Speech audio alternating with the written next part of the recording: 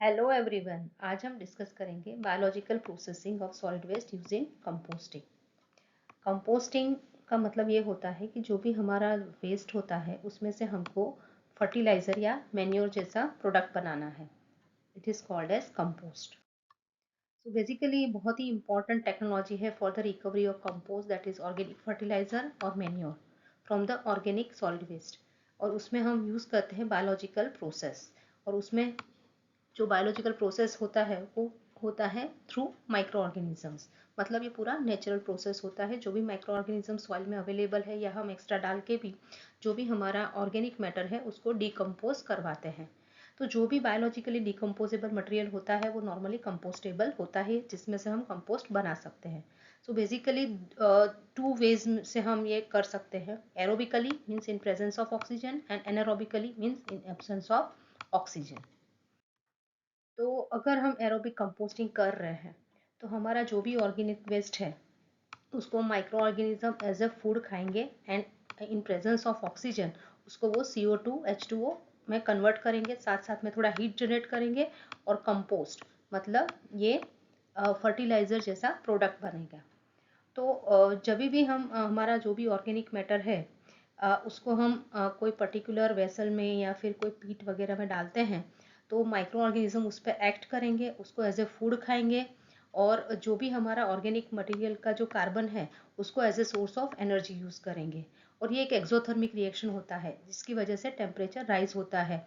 और at the end जब ये पूरा डिकम्पोज हो जाता है तब वो ऐसे फर्टिलाइज़र या मैन्योर में कन्वर्ट हो जाता है, जिससे हम कंपोस्ट बोलते हैं। और साथ साथ में CO2 H2O हीट और हीट भी जनरेट करता है। दूसरा होता है anaerobic. Anaerobic means in absence of oxygen. तो जो भी एनारोबिक माइक्रो ऑर्गेनिज्म होते हैं जो in the presence of nutrient वो ब्रेक डाउन करते हैं ऑर्गेनिक मैटर। तो ऐसा वेसल जिसमें ऑक्सीजन अवेलेबल नहीं है। और जनरली जब भी एनारोबिक डिकम्पोजिशन होता है उसका and product methane and carbon dioxide होता है। ज़्यादातर methane 60 to 70% methane and 30 to 40% carbon dioxide. जब फाइनल प्रोडक्ट बनता है तो वो मैन्योर या कंपोस्ट कहलाया जाता है। तब थोड़ा सा जब हम उसको लैंड पे स्प्रेड करते हैं तब थोड़ा सा ऑक्सीडेशन की वजह से थोड़ा सा एरोबिक कंडीशन हो सकता है। और इसमें बहुत ही small amount of energy release होती है और ज़्यादा टेम्परेचर बढ़ता नहीं है। सो एरोबिक डिकम्पोजिशन होता है तो CO2 एंड H2O बनता है apart from other micro organism and compost. जबकि एनारोबिक डिकम्पोजिशन होता है तो मीथेन एंड CO2 होता है। इस मीथेन को हम ट्रैप करके एज ए फ्यूअल और एनर्जी सोर्स भी यूज कर सकते हैं। So there are certain methods of composting. कैसे हम उसको कंपोस्ट बनाते हैं? तो पहला जो मेथड है वो है विंडरो। उसमें ऑर्गेनिक वेस्ट मटेरियल जो होता है उसको हम ऐसे जो रोज होते हैं उसके अंदर बड़े बड़े जो पाइल्स या लाइंस होती है उसके अंदर हमको वो वेस्ट डालना होता है लाइक दिस। एंड उसको हम पीरियोडिकली उसको टर्न करते हैं। और मैकेनिकली भी कर सकते हैं, मैन्युअली भी कर सकते हैं, वीकली बेसिस पे या फिर पर्टिकुलर टाइम इंटरवल 3 या 4 डेज के बाद। तो थोड़े महीने बाद मतलब 3 to 9 वीक्स के बाद ऑलमोस्ट ये स्टेबल कंपोस्ट हमको मिल जाता है। और according to the various conditions, so there are many condition that will affect कि कंपोस्टिंग कितने दिनों बाद होगा। बट एक रो के अंदर जब हम पेस्ट डालते हैं फिर टर्न करते हैं रेगुलर इंटरवल पर पे और जो मिलता है उसे हम विंडो कंपोस्टिंग बोलते हैं। So this is one of the figure of window composting, जिसमें रॉ वेस्ट है उसको छोटे छोटे पार्ट में कन्वर्ट किया, मतलब पल्वराइजेशन मीन्स टू क्रश जैसा करते हैं। उसके बाद इसका स्टॉक पाइल करते हैं और ऐसे एक लाइन में हम उसको डालते हैं। फिर रेगुलर टाइम इंटरवल पर उसको टर्न करते हैं। फिर स्क्रीनिंग करके जो भी रिजेक्ट्स है उसको फॉर द लैंड फिलिंग पे देते हैं। और जो भी हमारा फाइनल कंपोस्ट है उसको हम एज अ प्रोडक्ट यूज़ करते हैं जहाँ पे भी उसको यूज़ करना हो। तो ये प्योरली ऑर्गेनिक होता है। फिर होता है ट्रेंच कंपोस्टिंग। ट्रेंच मतलब खड्डा। तो कोई भी हम पीट वगैरह है उसमें हमारा वेस्ट डालते हैं। और जनरली ये किचन एंड गार्डन वेस्ट के लिए ज़्यादा यूज़ होता है। उसमें चॉप्ड लीव्स वगैरह, ग्रास वगैरह होता है। तो पहले हम इसमें ये सब डाल देते हैं जो भी हमारा वेस्ट है। उसके बाद उसके ऊपर हम सॉइल का लेयर मतलब अर्थ का लेयर करते हैं। थोड़े वीक के बाद उसमें अर्थ माइक्रो ऑर्गेनिज्म वगैरह जो भी है जो सॉइल में होते हैं उस ऑर्गेनिक मैटर को यूजेबल कंपोस्ट में कन्वर्ट कर देते हैं। तो ये ट्रेंच कंपोस्टिंग हम अपने घर में भी अप्लाई कर सकते हैं। किचन देन गार्डन वगैरह में भी ये यूज़ कर सकते हैं। नेक्स्ट होता है मैकेनिकल कंपोस्टिंग, मतलब इसमें मैकेनिकल मशीन्स वगैरह का यूज़ होता है फॉर द सेग्रीगेशन, श्रेडिंग मतलब छोटे छोटे पार्ट में कन्वर्ट करना एंड स्टेबलाइजेशन के लिए।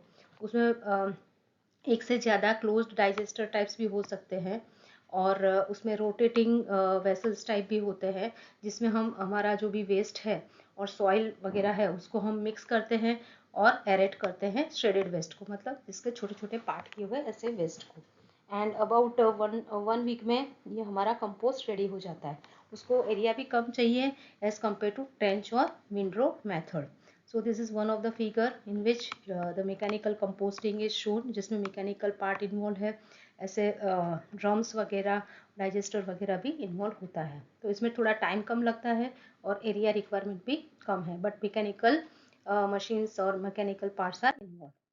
Small scale mechanical vessel composting भी कर सकते हैं instead of so many others. So ये छोटे वेसल में जैसे ऊपर से हम हमारा जो रॉ मटेरियल डालते हैं और फिर उसको टर्न करते हैं, rotate the terms and drum, and after certain weeks उसके बाद आपको फिनिश्ड कंपोस्ट मिलता है, और बाकी का जो रेसिड्यू होता है उसको लैंडफिल पे डाल सकते हैं। तो ये जो भी कंपोस्ट हम ऑर्गेनिक वेस्ट में से बनाते हैं नॉर्मली वो ऑर्गेनिक फर्टिलाइजर होता है, and that is good for the soil, उसकी फर्टिलिटी कम नहीं होती है।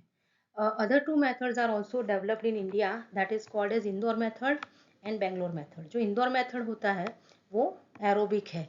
It was developed by Wade and Howard in 1931 in Indore, that's why it is called as Indore method. उसमें ऐसे पीट्स बनाए जाते हैं, और ये जो पीट्स होते हैं उसके अंदर जो भी हमारा वेस्ट है, so varieties of waste that are included. उसमें ऑर्गेनिक वेस्ट होता है, नाइट सॉइल, एनिमल डंग वगैरह डाला जाता है इन द ऑल्टरनेट लेयर। एक के बाद एक दूसरा सबका ऑल्टरनेट लेयर किया जाता है, और हाइट उसकी 7.5 टू 10 सेंटीमीटर तक करते हैं। जो ये जो पीट होता है उसका जो लेंथ होता है वो 3 टू 3.5 मीटर, डिपेंड्स अपॉन कितना क्वांटिटी है। Breadth 1.5 to 2 metre and depth not more 1 metre जितना रखते हैं। ये एरोबिक मेथड है, तो इसके लिए यहाँ पे स्ट्रिप जो होता है आउटर पे वो 60 सेंटीमीटर जितना स्ट्रिप रखते हैं, ताकि हम उसको प्रॉपरली टर्न कर पाए। तो टर्निंग है वो अलग अलग इंटरवल पे किया जाता है। Normally it varies depending upon the environmental condition. So first turning normally 10 से 15 दिन के बाद किया जाता है जब हम पिट को फिल करते हैं।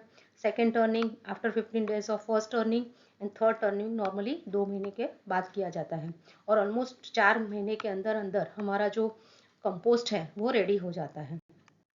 तो ये जो इंडोर मेथड है उसका एडवांटेज ये है कि उसमें कैपिटल कॉस्ट कम होता है, इको फ्रेंडली मेथड है क्योंकि प्योरली हम माइक्रो ऑर्गेनिजम्स का यूज़ कर रहे हैं, कोई मैकेनिकल पार्ट नहीं है, और जो मैन्योर है वो उसको जो बनने का जो टाइम है वो भी कम है as compare to other method, and operating cost भी लो है। सो इसकी वजह से काफ़ी जगह पे इंडोर मेथड यूज़ किया जाता है, वो एरोबिक होता है। नेक्स्ट है बेंगलोर मेथड, ये प्योरली एनारोबिक मेथड है। सो जनरली ये भी पिट में मतलब खड्डे के अंदर या कुछ ऐसा बड़ा सा स्पेस जिसको डेप्थ वाइज थोड़ा ज़्यादा है उसके अंदर किया जाता है। So it was developed by L N Acharya in 1939 in at IISc Bangalore. Waste को एनारोबिकली स्टेबिलाईज करने के लिए alternate layer of our refuse जो भी म्यूनसिपल सॉलिड वेस्ट है, and next is night soil या काउडंग ले किया जाता है। तो एक लेयर आपका रिफ्यूज का, दूसरा night soil, again municipal solid waste, night soil, ऐसा ऑल्टरनेट लेयर फिलअप किए जाते हैं। और हमेशा उसके ऊपर सॉइल का लेयर फाइनल कवर इसलिए करते हैं क्योंकि फ्लाई ब्रीडिंग वगैरह ना हो। एंड जनरली 4 से 6 महीने के अंदर अंदर लास्ट में आपका स्टेबिलाइज्ड जो भी मटेरियल है वो आप उसको बाहर निकाल सकते हैं as a compost, and you can utilise as a soil conditioner और fertiliser. So there are various factors that affect the composting. जो भी हम टर्निंग का टाइम या कुछ कितना पीट रखना है, कितना वेस्ट है, उसके हिसाब से there are various factors that affect the actual composting, that is organism, कौन से टाइप के ऑर्गेनिज्म यूज कर रहे हैं, उनका कल्चर क्या है, मॉइस्चर कंडीशन कैसा है, टेम्परेचर कैसा है, carbon to nitrogen ratio means nutrient कितने अवेलेबल है, aeration, so this aeration means how much oxygen we are making available if it is a aerobic condition.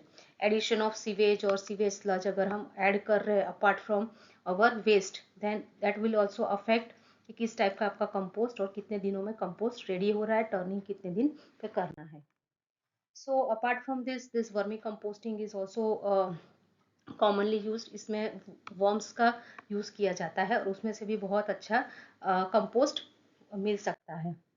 So generally we can say that nature में जो भी कुछ है वो उसकी एक साइकिल होती है और वो साइकिल हम फॉलो करें तो वेस्ट बहुत ही कम हो सकता है. जैसे कि यहाँ fruit vegetable and other organic material जो भी लेफ्ट ओवर है उसको आपने कंपोस्ट बिन में डाल दिया, उसमें से आपने कंपोस्ट रेडी किया, डिकम्पोजिशन हुआ through micro organism and again it has converted into manure. और वही मैन्योर हम प्लांट्स ग्रो करने के लिए यूज़ करेंगे और वही प्लांट्स जब ग्रो होगा उसमें से जो वेस्ट क्रिएट होगा. So it's like a cycle.